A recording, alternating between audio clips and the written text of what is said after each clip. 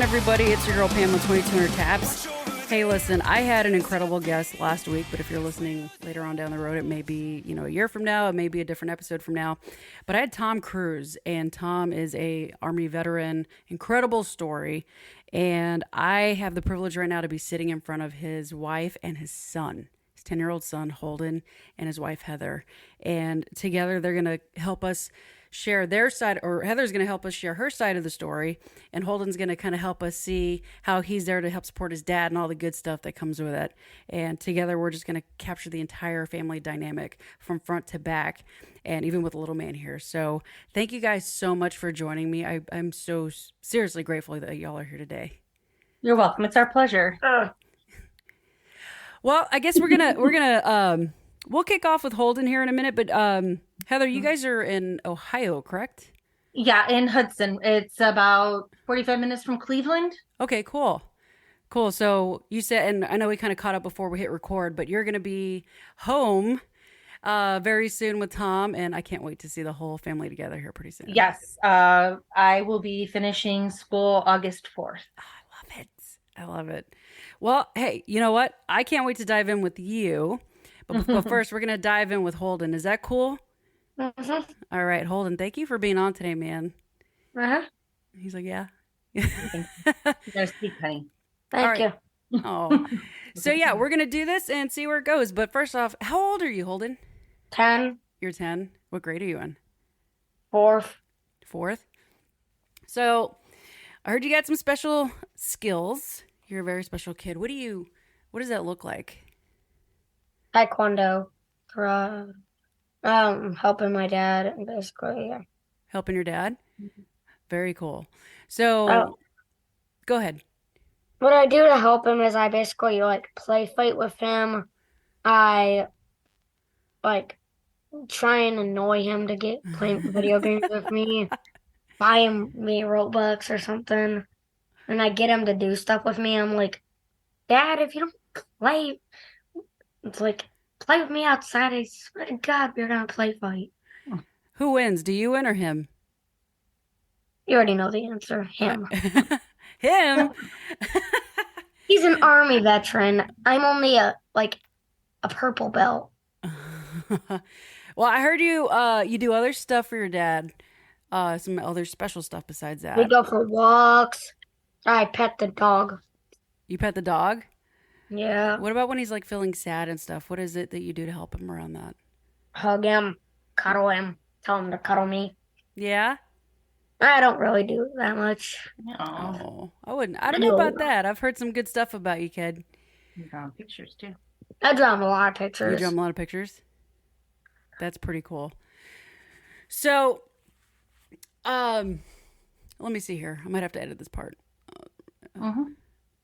So so when you're with your parents or with your dad, when you see him, how do you know, hey, maybe I should step in to help him? Like, what do you see in your dad that it's like, hey, I can help him. Let me go help him real quick. What does that look like?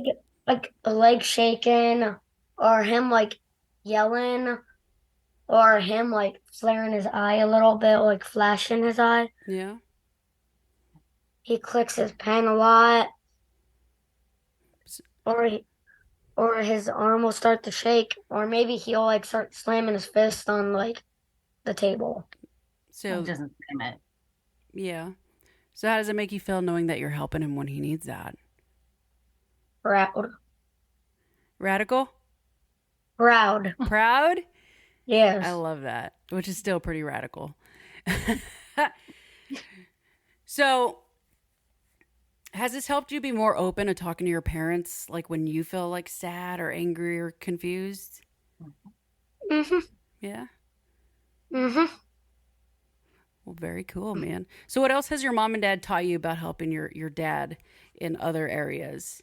Tell me a story about your math test, I heard that's something kind of cool. The math test and the kid that you helped? Yeah, it was Oh, a math. this kid was crying because he kept on being he kept on crying because of literally 5 times 2. He kept on crying, so I came over there and gave him a hug. Yeah. What'd you tell him? I didn't tell him anything. I said, good job. Oh, how did that make you feel to know you helped out your friend? Good. Yeah. Yeah. All right, little man. Well, those are pretty simple questions, and we're going to get on to your mom here in a minute. But thank you for being here and so supportive of your dad and your mom. And before we go, is there anything that I haven't asked you that you want everybody to know about you and your special skills and talents? I like capybaras and I like turtles. Yeah? I like turtles. You like turtles? Hmm. Do you like Um, you like the Ninja Turtles? when it comes to No. You said no. to daddy, we talk about PTSD a lot. Yeah, so we talk about that way too much.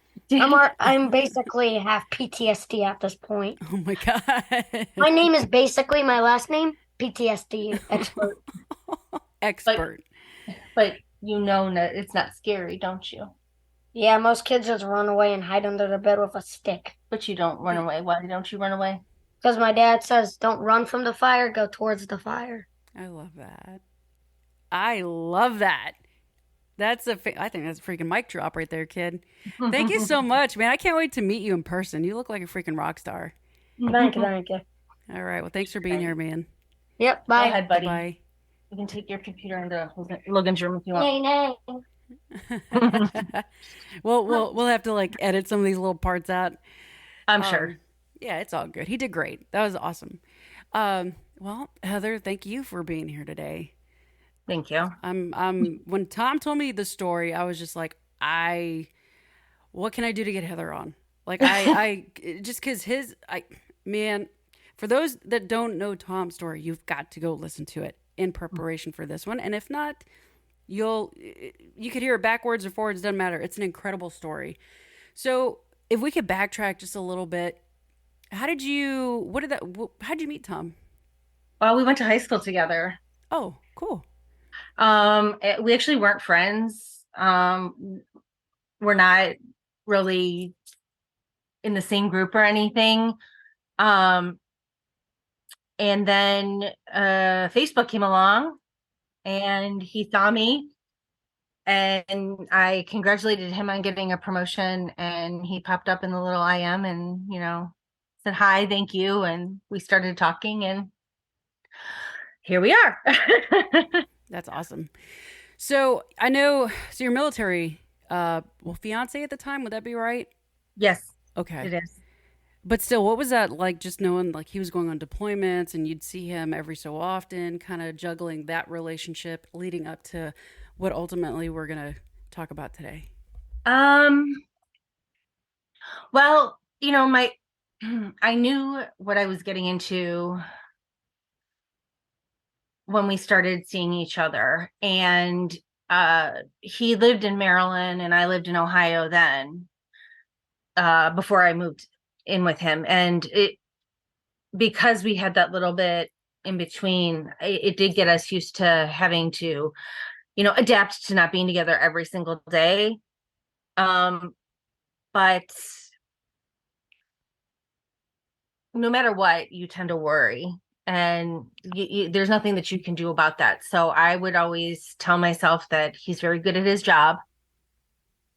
Right now, his track record is pretty darn good and he's going to do everything he can to come home to me. So yeah. I just tried to look at it like that anytime that we had to be separated or he had to go do something. And I got you. Yeah, no. I got distracted. No, totally. Well, let's talk about just the events kind of leading up to his breakdown, to you kind of seeing what he was going through and ultimately how you were able to help him snap out of his process of everything. Okay. Well, we were having a disagreement. It was not even important. And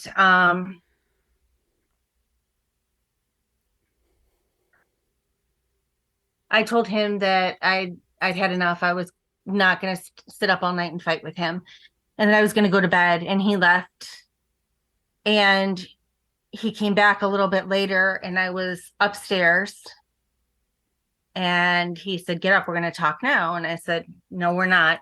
We're going to save this for tomorrow." And he said, "No, we're going to do it now." And I heard him pull something out from behind him, and I heard him chamber around, and it was a gun. And he picked me up out of bed, and he said, "We're going to talk now." And he put my hands behind me, and he handcuffed me, and he wanted to talk. And you can't really resist that. So we talked. We talked for about 4.5 hours or so. The hardest part was that every time I would get him to start calming down, somebody would decide to call in, send a text message, interfere in some way, and it would start all over again.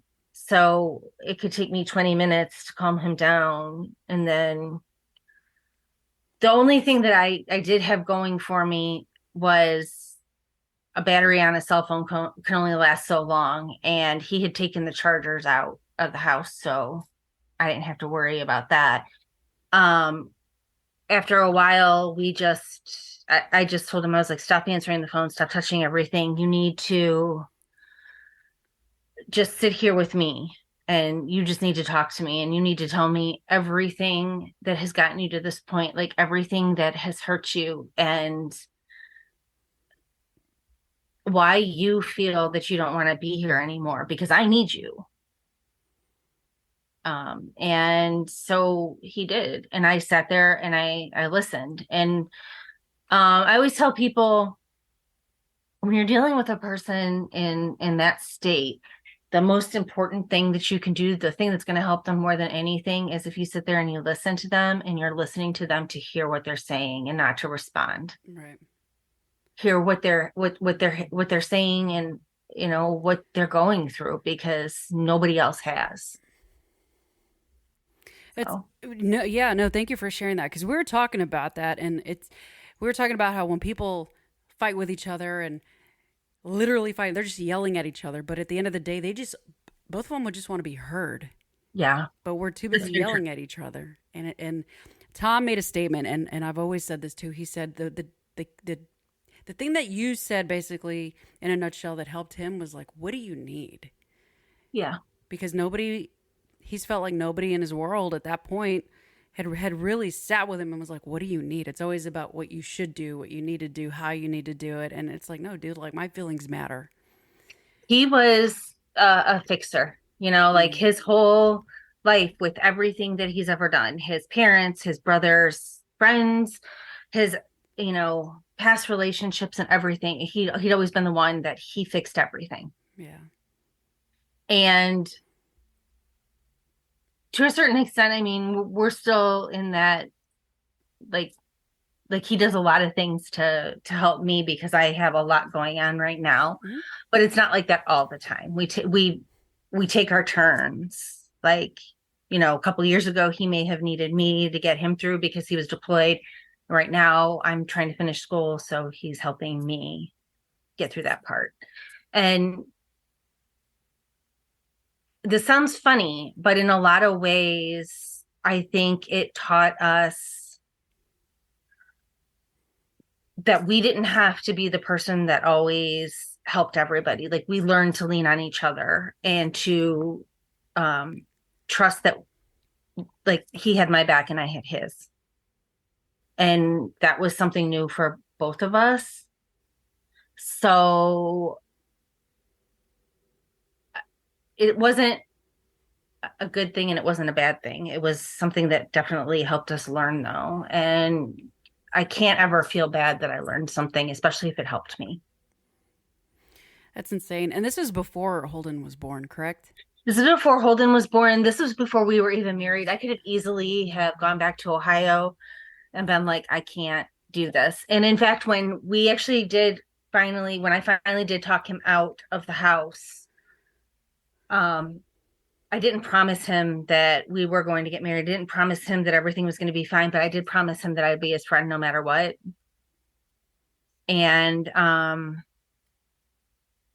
the next day, after I got myself out of a very long psych evaluation, I found out he was going to Walter Reed, and I said, okay, well, I'll be there. And I got stuck in traffic, Oh boy. and DC traffic is horrible. And I got there and there was like only 20 minutes left of visiting time. And he didn't think I was going to come. And, when you get there, there's only these two little windows in the door. And he saw me through them, and he just kind of like slid down the front of the counter and he started crying. And I came in and I wasn't scared of him. I didn't flinch or anything. I just sat down in front of him and I was like, I'm here. Do you want to talk? And I came every day after that, twice a day, for 4 hours in the morning and for 3 hours at night. And I would sit there with him and talk or whatever he needed. And I never left. But the first day, it's kind of a cute story, but the first day that I went to see him, I had to say goodbye. And his doctor's like, well, you can go ahead and hug her if she wants you to. And he went to hug me and he kissed my forehead. And he said, I love you. And we always played this game. He'd say, I love you. And I'd say, I love you more. Mm-hmm. And he said, I love you. And I said, you know what? I love you more. And he said, he looked at his doctor and he said, I can never argue with her again. He's like, after everything that I put her through, he's like, it's the first time in my life, I think, that somebody's ever said, I love you. And I really believed it. And I remember taking his hand and holding it for a second and said, and I'll see you tomorrow morning. I promise. And I won't be late. And I turned around and I left. And when I got out of there, I started just sobbing because I thought, he has a mom and brothers and he was married before and all this stuff. And this is the first time that he truly believed when somebody said that they loved him. And that's what broke me, was that it took that long and something like that. But oh my gosh. I'm trying not to like cry over here. He warned me. He's like, you're going to need, or she's going to need tissues, or I'm like, probably me. Oh my God. Yeah. That is amazing.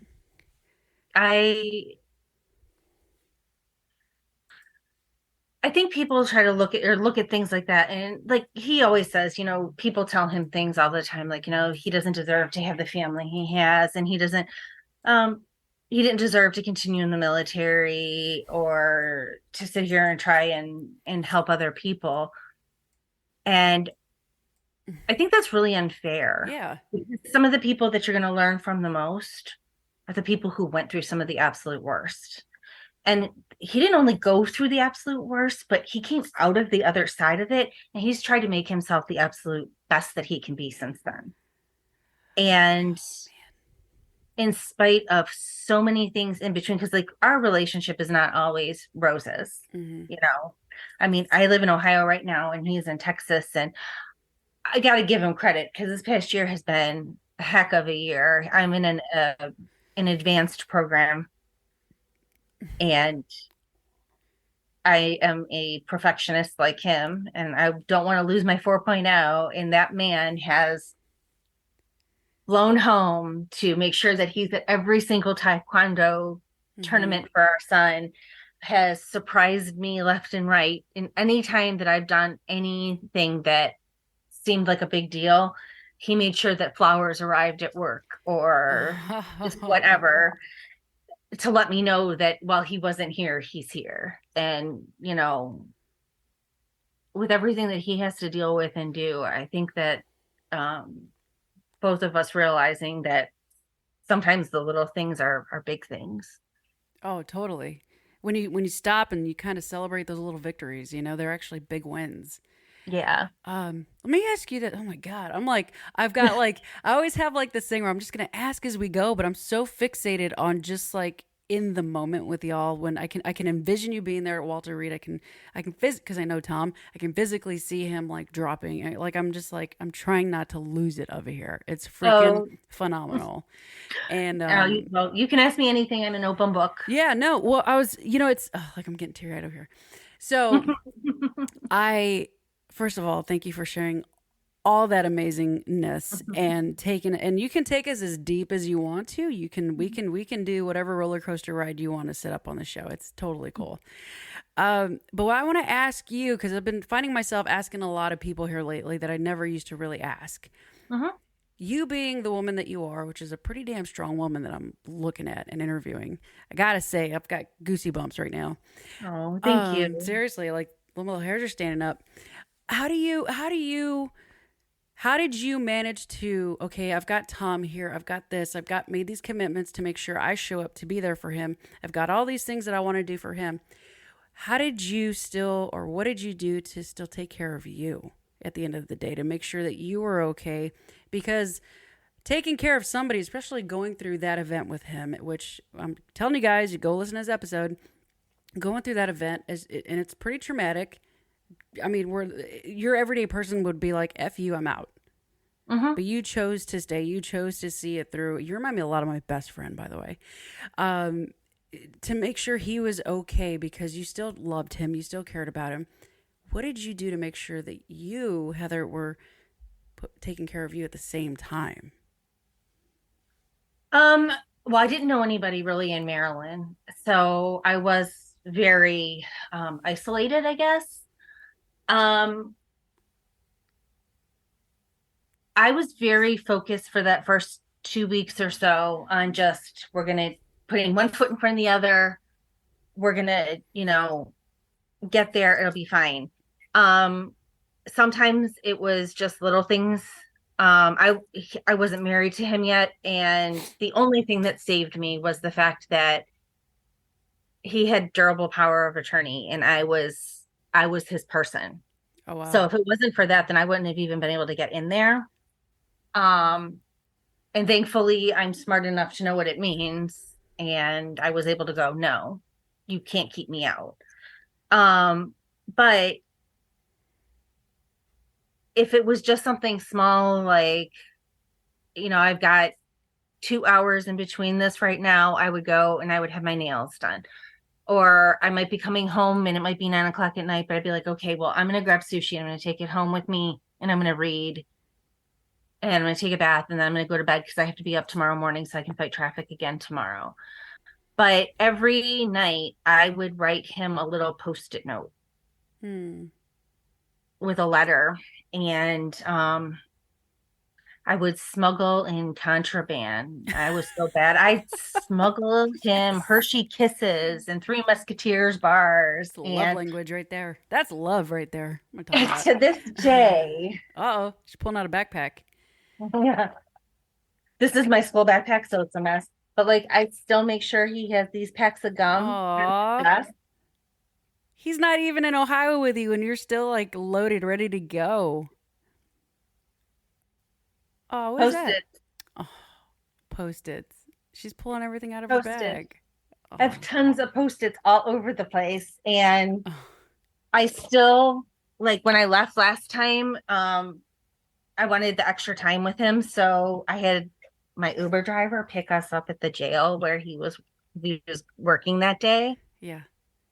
And when he turned around to talk to Holden, I left Post-it notes all over his truck so that he would find them when he came out at lunch. That's the best. Oh my gosh. I need to find somebody like you. Oh my God. I'm just like, oh God. Holden and I just sent him a pair of capybara socks because they live in little packs and they take care of each other. And we just sent him capybara socks, and because he won't embrace the cowboy boots and hats and stuff there in Texas, they're cowboy capybaras and they're surrounded by cactuses. And we just send them, and he just hasn't found the right pair. He has not found the right pair. Tom, we'll get you the right pair, dude. Don't you worry. It's not for my lack of trying, because when he met me, I'm all country music. I have boots. I have no problem with this. Oh my God. He's not embracing it. Some guys just don't. And I know a few like that, but that is adorable. That is amazing. Seriously, I need to find somebody like you. Seriously. I just when I'm having a crappy day, just leave me a Post-it note. Tell me you love me. And I'm just over the moon. Okay, we got it. I say that jokingly, but I actually kind of mean it because Yeah. I have like I struggle with my own stuff with PTSD and anxiety, depression, all that, all those Hmm. labels, right? I'm tired of the labels. I want the good labels. Give me a good sticky note because when I Yeah. have a bad day, it's good to see a good sticky note and a good label. You know what? I You know what I really mean? like how you just said that. Like, you know what? There's so much, and excuse me, but there's so much crap out there. Yeah. Everybody wants to focus on, and I was guilty of this for a long time until I started back in therapy. And I'm the first one. Tom is very much about doing photography and artsy Hmm. stuff, and he really feels that that helps him. And I think that's wonderful. It's amazing for him. But I have so much on my plate right now that I can't do my normals. Like I cannot go to the gym whenever I want to. I'm exhausted by the time I come home from work, Hmm. and I still have Holden to take care of, and then I Yeah. still have 57 pages of my ethics book to read before I get to go to bed Ugh. and start again at 4 o'clock in the morning. So I am on anxiety medication, and I am on antidepressants, and I have ADD, so I am on stuff for that. And Hmm. he doesn't judge me for that. It's what I need, and it has changed my mindset. But I like the way that you said that, because you know what? Everybody wants to label you, you know, with even my coffee cup says that wife, mom, nurse. Hmm. Uh, and I am so much more. You're right. Like, damn it, just leave me a nice sticky Give note. me a good label. Give me a good sticky note. Give me the good sticky note. Hell yeah. Don't know. Well, Leave you me the Hershey kiss. you set me up for that one, so I'm gonna give you the credit for that.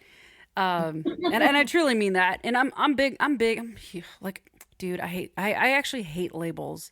I like Yeah. don't put me in a box. You No. know, like just don't ask me if I'm this or I like so and so. Do I like this person? Do I like no no no no no no. Just Hmm. just just no labels, baby. That's how I I do like to feel live it. like we like now, and especially with the newer generation coming up, they really love their labels. They make them Yes. feel very good. So does Bud Like Light. they We always also talk talk about about like the that. pronouns and how we make it better. And I'm like, if that makes you comfortable, awesome. You should be who you are and embrace that. But like, why do you only want this like little group of things? Yeah. Because like a box can be as big as you want it to be. Hmm. So why do you want it to be this big when it could be this It big? could be that big. Like, I'm sorry, but I don't want to be just like the advocate for suicide awareness, or the woman who knows way more about PTSD than she ever thought she would. Hmm. I don't want people to look at me and be like, "Oh, she's a nurse," or that I have a specialty in nursing, or "Oh, she's just Holden's mom." I'm all those things, and I'm more. And I like the fact that I'm at that point now where I realize that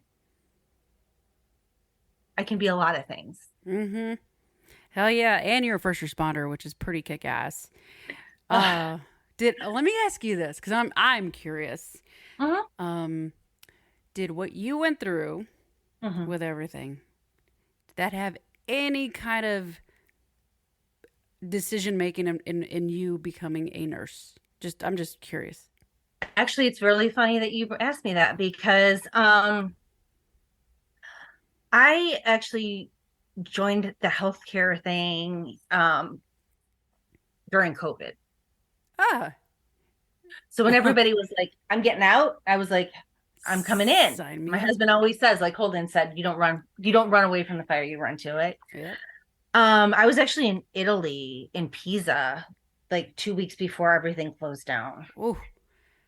And I remembered like everybody was walking around and they had masks on and stuff. And I'm like, what the heck is going on? But Hmm. anyway, um, I was trying to decide what I wanted to do, and I'd been pursuing a psychology degree for a while, and I was so sick and tired of having to pick stupid courses to get through. Hmm.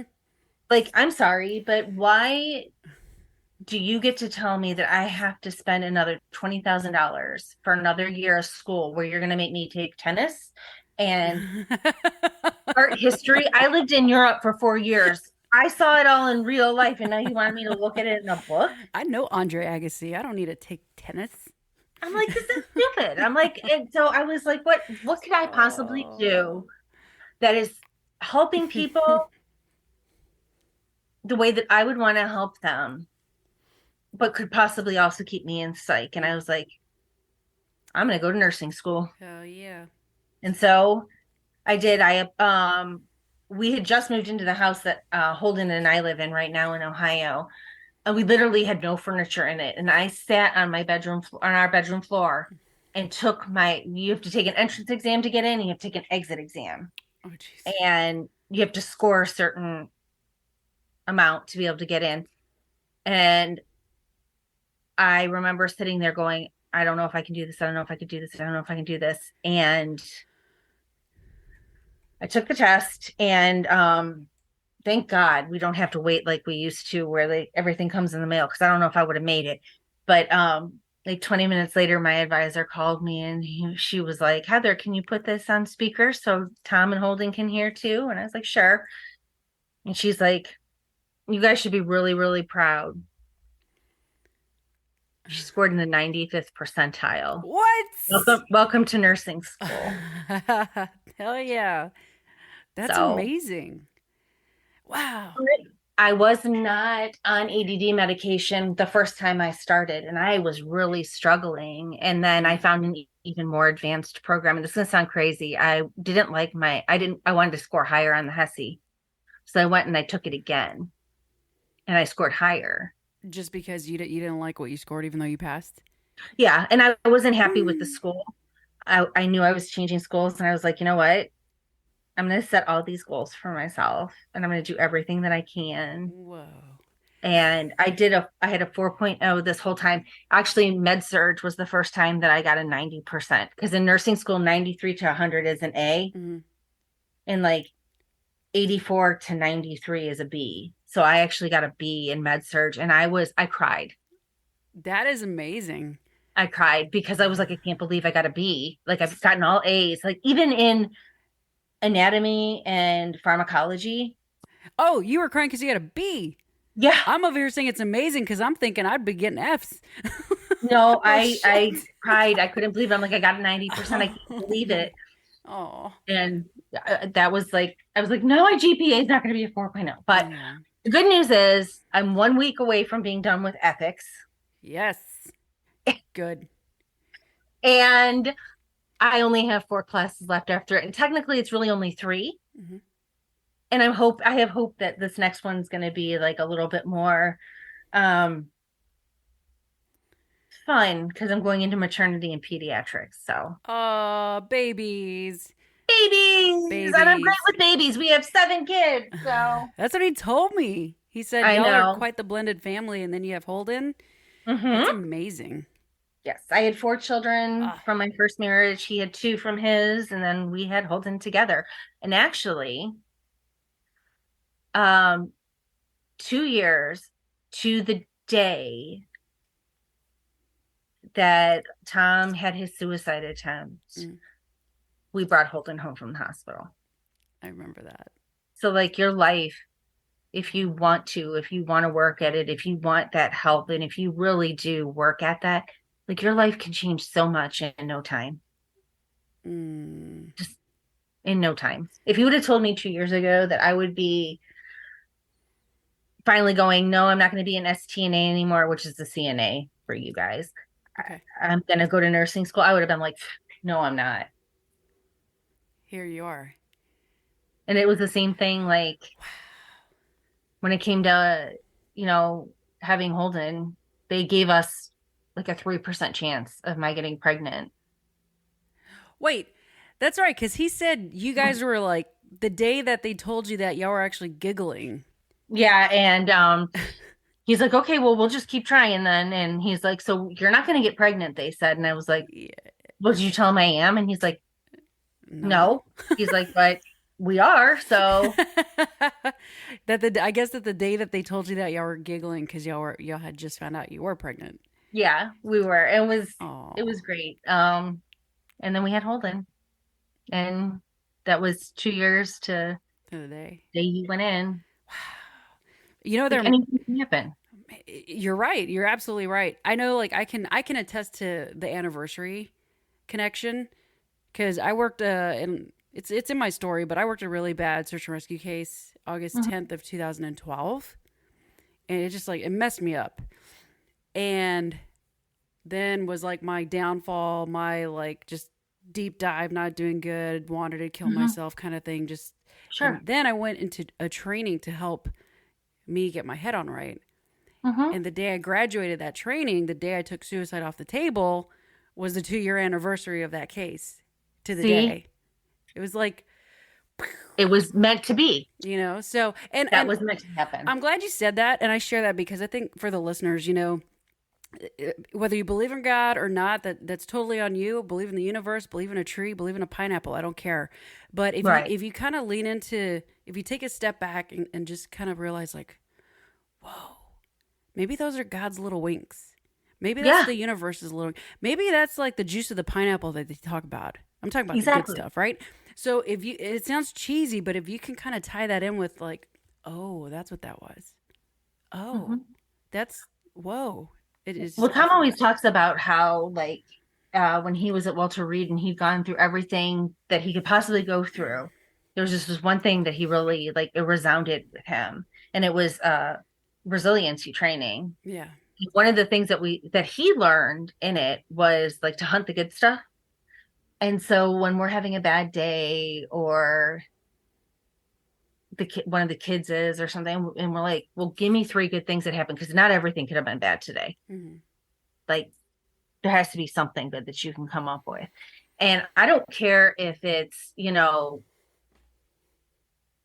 you splash in a puddle, or they had my chapstick on sale. Like, it can be the littlest thing in the world, Hmm. but it was still a good thing. Because sometimes you gotta, like Jack says in Titanic, sometimes you gotta make your own magic. So Yeah. I mean, it, and it's you finding those gotta little keep, wins.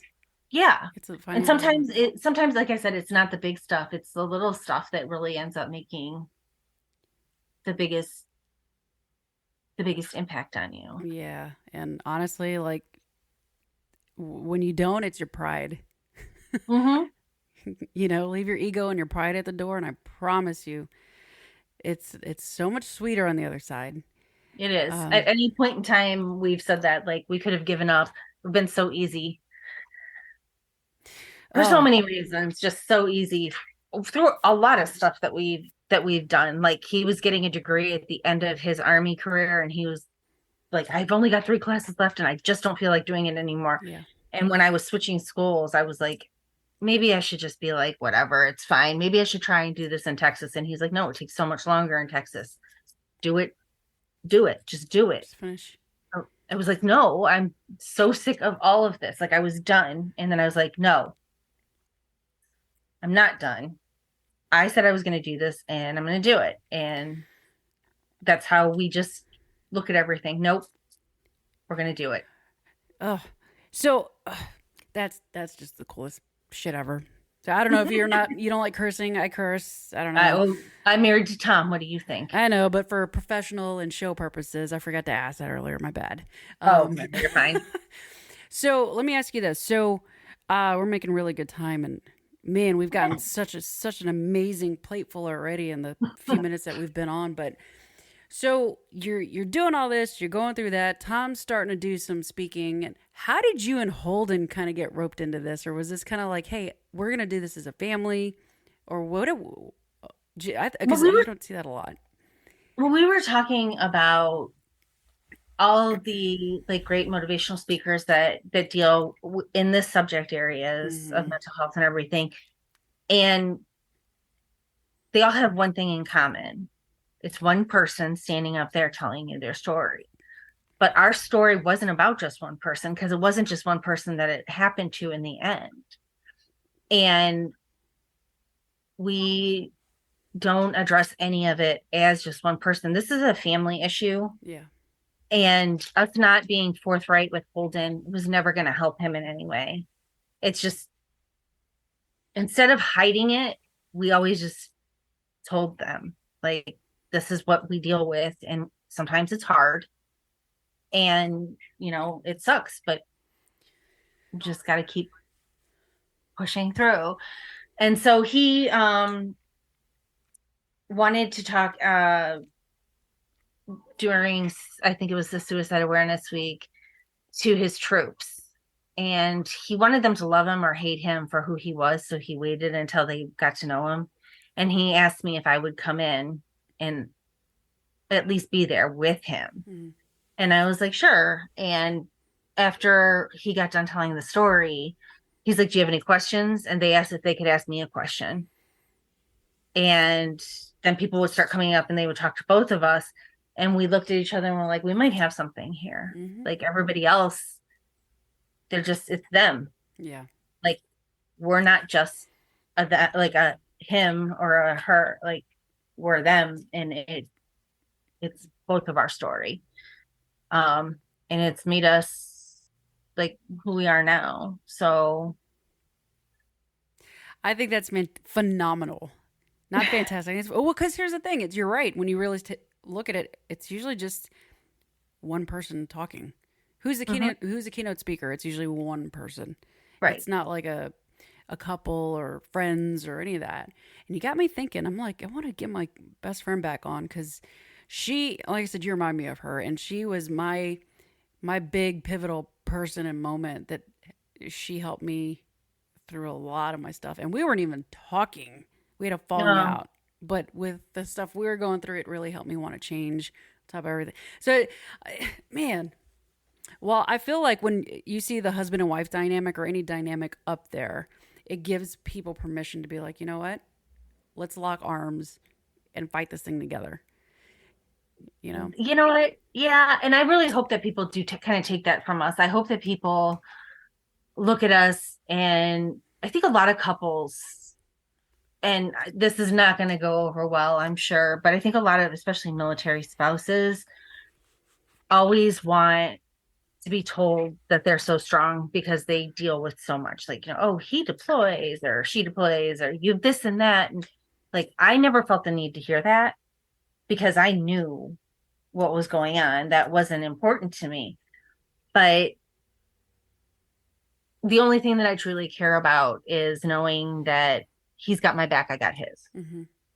Like in the end, the whole world, I can shut them out because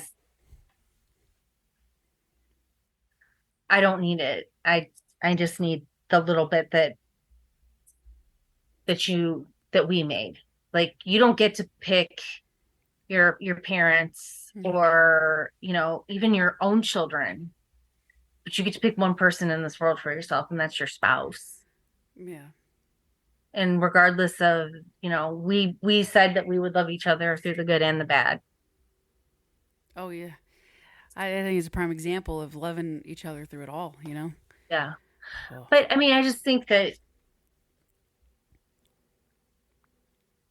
we're not always easy to love, you know? And when people ask me why I stayed and fought through it, and all I can say is I loved him more than I loved anything else. It was more important to me to make sure he was okay. And even when he's not, you just got kind of like, I love him through it. Like, and he does the same for me. Sometimes we're not easy. Yeah. And that's okay. I mean, we're not perfect. No. But you guys have the tools to meet each other where you're at and love each other where you're at and just work through it. Yeah. You know, and that's the difference is you're willing to communicate, talk, love each other through it. And all right, let's go. Let's do it. I don't like you right now. I still love you, but I really don't like you right now. I've said that many times before. I will love you forever. Right now, I don't like you very much. I want to throw my shoe at you, but domestic violence is against the law, so I will not. Well, I got to commend you because getting in the profession, I mean, I don't want to say it's a profession.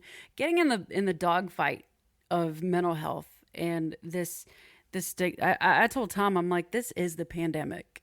Mental Yeah. health Oh, issues. 100%. It's not COVID. It's not all this other BS the government wants you to. Yes, it was real before somebody goes down my throat. Yes, I've lost people to it. Yes, I've had it. Okay, that's out of the way. All the other Hmm. crap that the government forces down our throats to believe and Right. to whatever. The real pandemic is mental health. Absolutely. No, How many people do we lose every day to it? And we're not talking about that all the time, are we? right. Right. Yeah. And that's the whole point of that's why we're called 2200 tabs. We lose 22 veterans a day to Right. suicide, if not more. The zeros, because that's our goal, is to get to zero, and taps to honor the ones that we've lost and continue to lose. That's that. That's what that means. And When I go ahead. no, I'm go sorry. ahead. Go ahead. Oh, I was just gonna say, when I look back at it and I remember him being at Walter Reed and everything. I'm not saying that it was all the nurses, but I felt like a lot of them really were just med passes. Like they just went there and they were the med pass, and that was good enough.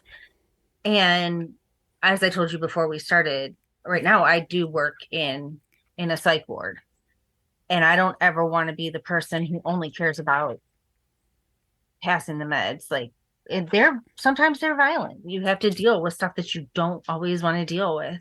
Yeah. But somebody needs to do it, and I want to be a better nurse than some of the ones that I've seen. I want to please. I want to be a better wife. I want to be a better mother.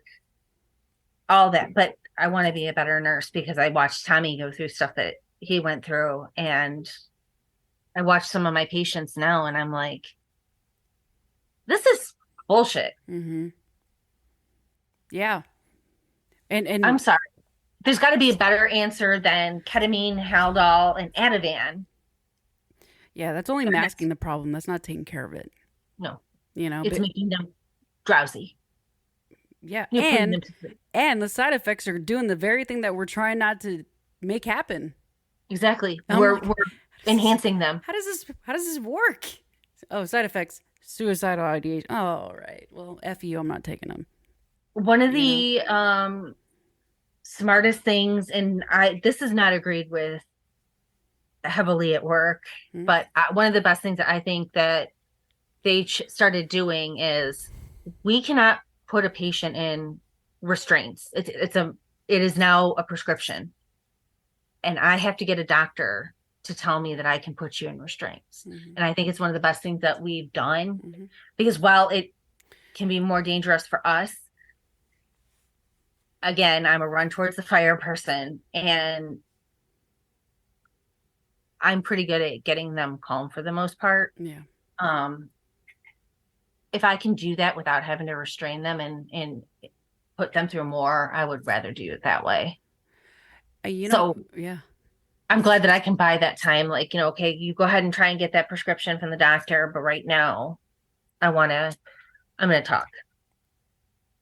I think that's important, because as you were saying that, I just realized something pretty significant that I feel like the psych wards, especially, I'm going to call them out, they overlook. People are in the psych ward because there's some form of mental distress caused by something that happened, traumatic. Enlighten me for a second. Somebody gets sexually assaulted when they're younger, raped, this, that, held down, forced down, right? They're freaking out. Oh, you got to go to a psych ward because now you're suicidal, this and that. The one thing you don't want to do to people that were forced down and held is to force them to do something else. Is to restrain them. Yeah. They tell you not to grab their wrist. Don't encircle it. You're re-traumatizing them. Oh, well, now you're being an asshole. Now we got to shoot you up with this shot and keep you locked up for 2 weeks. I'm like, bro, like you see where I'm going with this? It's like, I 100% understand. So it's I like, 100% it's like, I feel like they're re-traumatizing a lot of people. Yes, some need it. Some absolutely need it, because not everybody's been sexually assaulted or whatever. I get that. Right. However, the ones that have, bro, that's where I'm like, I feel like the system's already broken for so many reasons, and we need people like you who they're like, dude, take the cuffs off. I'll be in the same room with them. Right. What do you? That's exactly how I am. What do you need? because I remember when he had me handcuffed. To this day, if you pulled out a pair of handcuffs or something like a zip tie or something that would restrain me, I will break out in a sweat. Like I will do everything in my power to not have to put those 4-point restraints on a hospital bed, because I just, if I can get around it, if I can get you through that, I would rather do it that way, because it is, you're right. Because I don't know what got them to that point. Usually when they're coming into me, they're already strapped down on a gurney and everything, and EMS is bringing them in. I don't know what's going on. Right. And the same thing happened to Tom. Like he was taken someplace and they didn't know everything that he'd gone through, and they kept him tied down. And how does that help you? Like you said, the last thing that you needed in that moment was to be held down again against your will. Yeah. And nobody was listening to you. I don't want to be that person. I don't want to be that person. I want to sit there and I want to hold your hand and tell you to keep going and say, what do you need so that I can keep you going? I don't want to, I don't ever want to be the person who's like, all right, just bring me the Ativan. We're going to do this. Yeah. I want to know that I want, especially people in our situation, to know that there's other ways. There are. There's a lot of other ways. You know what I hear as you tell me this, and because we're still on this a pretty deep topic, I almost wonder if you being there, telling them, I'm going to listen, don't restrain them, in metaphorically, in a sense, is actually helping you heal from your trauma. I think it has. You know what I mean? Yeah, I don't really think about it when I'm there and doing it, but I definitely think that people always think it sounds funny, but in a way, I feel like it was kind of a gift. It was a terrible thing that happened. Yeah. And I would never want to go through it again, or anybody else to have to go through it, but it showed me that I am a hell of a lot stronger than I ever knew I was. And it showed me that everything that I thought I wanted was completely different. Mm-hmm. And I don't think there's anything wrong with that. I think we all kind of like, sometimes something bad happens to you and you're so busy looking at the bad part that you can't see the good. Yeah. There's a reason sometimes I think that some of us have to go through that. And I think that with me, I was fortunate because I found a purpose. I was just going to say that. You found purpose in your story. Mm-hmm. You found purpose in your story. And I think at the end of the day, that's the goal. Yeah. Like we don't want, I wouldn't want that to happen to you or anybody. Yeah. And we just met not even an hour ago. And I'm like, no, I wouldn't want that, or anybody for that matter. Mm-mm. But we go through our stuff. How do we come out of it? Well, exactly. We're going to be traumatized. We're going to have to go through a lot of hey, therapy's cool. Let me just tell you that. No, therapy, you are 10 times stronger if you admit that you need to go to therapy than trying to push it through on your own. Mm-hmm. It doesn't work. But therapy does. Or just somebody safe that you can, like what we're doing. Mm-hmm. We're just talking through it. This right here, guys, is, we're not therapists. I'm not saying we are. I'm not trying to be a therapist or diagnose anybody with anything. Let me get that straight. Having these conversations, legit, this is what therapy looks like. You're just talking. 100%. You're just talking. 100%. And sometimes, and I think that that's important. I think that it's nice to know that you have somebody that you can do that to. Like, totally. If you ever need something and you just want to talk and you're like, hey, I'm going to call her. I would talk to you. I would talk to you for however long you need it. I wouldn't talk. I'd listen. But I would let you tell me whatever you needed to tell me so that you could get to the point where you were even feeling a little bit better. Yeah. Because you need that. I think that it's saying, I need you is so much stronger than being like, oh, I can do it. I can do it all. No. Just because you can doesn't mean you should. Mm-hmm. Everybody needs help. Mm-hmm. Everybody. Think about it. We don't fight wars with one guy. We fight wars with 0. Got to send a whole bunch of people in there to do it. Why would we fight this alone? Yep. We could just convince the bigger picture, the people with those big fancy pieces of paper on their wall, that their way is not the only way. No, just because it's written in a textbook doesn't mean it's the only way. You got to Yeah. get people like us, people that don't have, people that they do the studies on. Right. You know, like I don't care about your scientific data or percentage or your placebo effect or your studies. I don't give a shit about that. What I give a shit about are these intimate conversations. Yeah. What's going to come out of that? Take your brain, your logic brain off and Right. put your heart in the mix, Exactly. you know? And Dude, I get it. I put it in get a it. sticky note. The sticky notes. Put it Yeah. in a sticky note. Throw a sticky note on that first page. Be like, close this I book. do. I For all my teachers and everything, I make these cups like these. I put funny little things on them. I'll have to make one for you. That's a sticky note that says, put a sticky note on it. I'll take it. I'll happily take it. Well, I got to tell you, I can talk. I feel like I could talk to you for hours. I really do. Because we are walking side by side in this mission. And it's not a veteran issue. It's not a whatever issue. It is a human issue. If you are breathing, you've got, you're walking upright, breathing, it doesn't matter. This is an issue for all of us.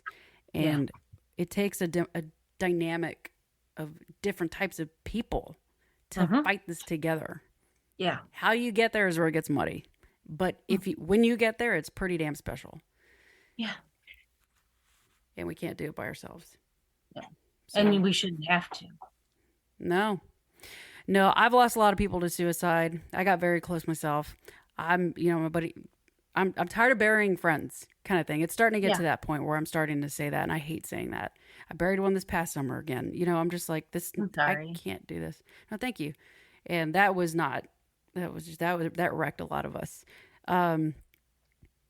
So it's up to us, man. It's up to us to put our heads down and be there for people.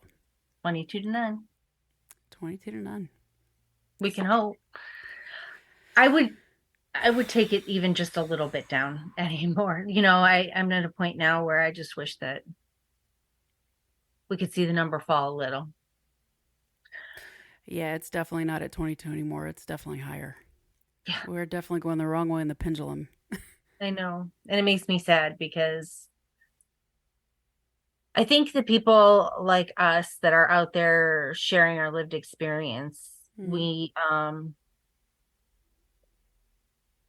need to fight a little bit harder for ourselves, because I think that we're the ones that are going to make the impact. I don't think it's sitting there in a doctor's office all the time. I think that it's hearing our stories and, how we're trying to recover from those things. And recovery is a long thing. It doesn't happen overnight. Yeah. I just think that we need to stop bearing the burden of embarrassment and realize that it's okay. It's not weakness. And we can all help each other get through it. Yep. It's okay to not be okay. It's always okay to not be okay. It's even more okay to say that you're not okay. On a sticky note. On a sticky note. There you go. It's okay to say you're not okay. Sticky note. Well, just so you know, though, sometimes that helps. Like, if you see that one of your friends or somebody's having a bad day, sometimes pull a sticky note out. I'm telling you, it works. We need to patent that. We'll figure it out before we release this episode. Oh my goodness. I don't know.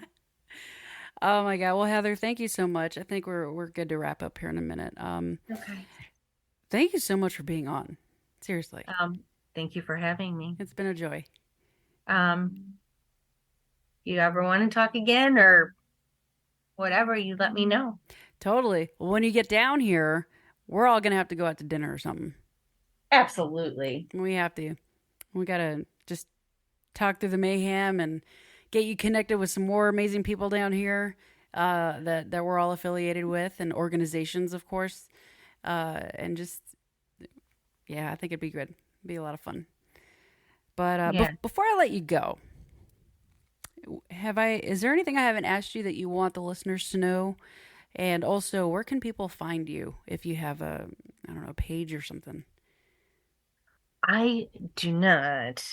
Usually people go to Tom and then he's like, oh, my wife can do this. Okay. But I have just a regular Yahoo address, and this is real easy. Heather Cruz, Cruz, 1975 at yahoo.com. Oh, married to Tom Cruise. The real one.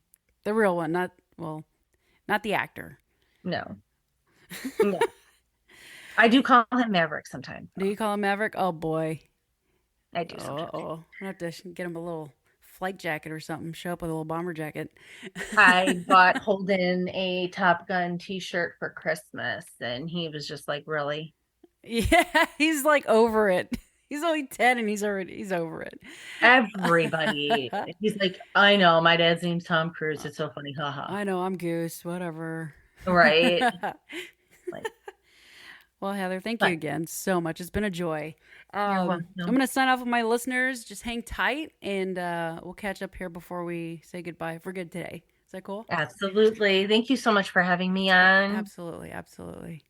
Well, guys, there you had it. And holy crap, I am a much better person after this interview. I'll tell you that. And I can't wait to get connected. Can't wait for y'all to get connected. Make sure you like, subscribe, do all that stuff that makes you YouTube famous and whatever else famous.